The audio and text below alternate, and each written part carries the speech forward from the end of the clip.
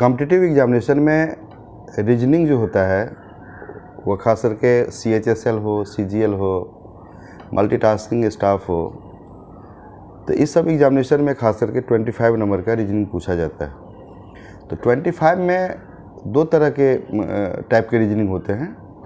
इसमें फिगर वाला 5 नंबर का रहता है और इधर 20 नंबर का जो होता है वो वर्बल होता है और 5 नंबर का फिगर या नॉन वर्बल कहा जाता है उसको।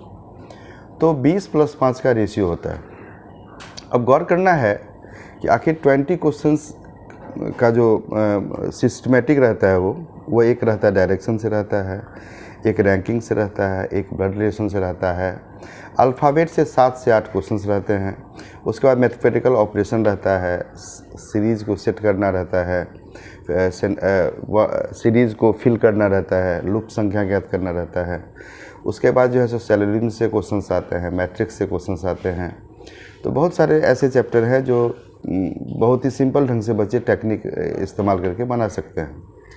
लेकिन क्या होता है कि 2-3 चैप्टर जो होता है, जैसे सेलरिज्म है, घड़ी है, क्लॉक है, कैलेंडर है, ये सब 2-3 चैप्टर ऐसे होते हैं जो विद्यार्थी को नर्वस कर देते हैं एग्जामिनेशन में।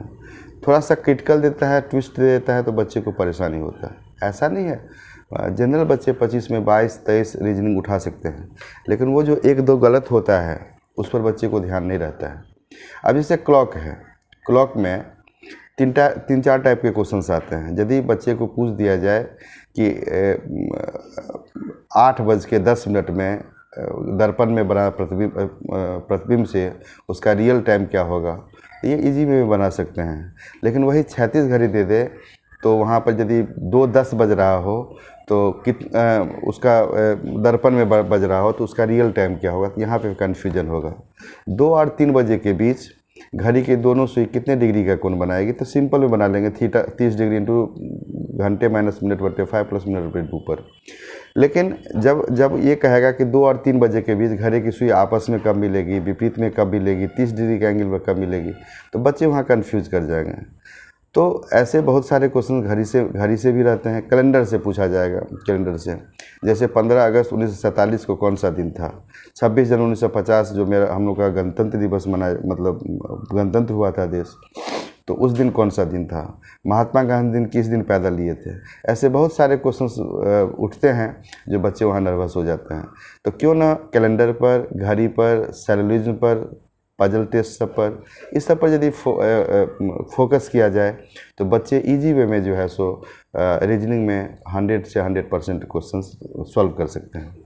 अब चलते हैं हम लोग बैंकिंग सेक्टर एग्जामिनेशन में। बैंकिंग में क्या होता है कि 5-6 चैप्टर पर अच्छी पकड़ बनानी रहती है, क्योंकि ये 5 मार्क्स का रहता है।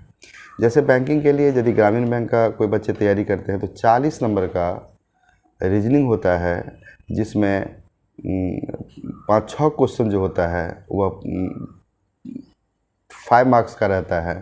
बाद बाकी 5-6 टॉपिक जो होता है 5 मार्क्स का होता है। जैसे सेलरिज्म है, बहुत ही हार्ड क्वेश्चंस देगा आपको 5 नंबर का। पजल टेस्ट होता है, वह कम से कम 10 नंबर का पूछा जाएगा। सिटिंग अरेंजमेंट कभी 5 नंबर तो कभी 10 नंबर। उसके बाद जो है सो ब्लड रिलेशन से क्वेश्चंस आते हैं, इधर ये सेलरिज्म से क्वेश्चंस आते हैं, इनक्वलिटी से क्वेश्चंस आते हैं, तो कोडिंग डिकोडिंग से क्वेश्चंस आते हैं, कभी कभार इनपुट आउटपुट से भी क्वेश्चंस आते हैं। तो 5-6-7 चैप्टर पर यदि बैंकिंग की तैयारी करने वाले बच्चे पकड़ बना लें तो हम समझते हैं 25 से 27 नंबर आ सकते हैं।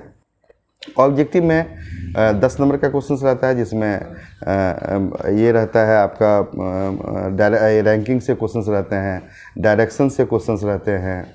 इसके बाद जो है सो ब्लड रिलेशन हो गया, डायरेक्शन हो गया, कैलेंडर से भी क्वेश्चंस देते हैं और अल्फ़ाबेट वगैरह से भी, सीरीज से भी क्वेश्चंस होते हैं।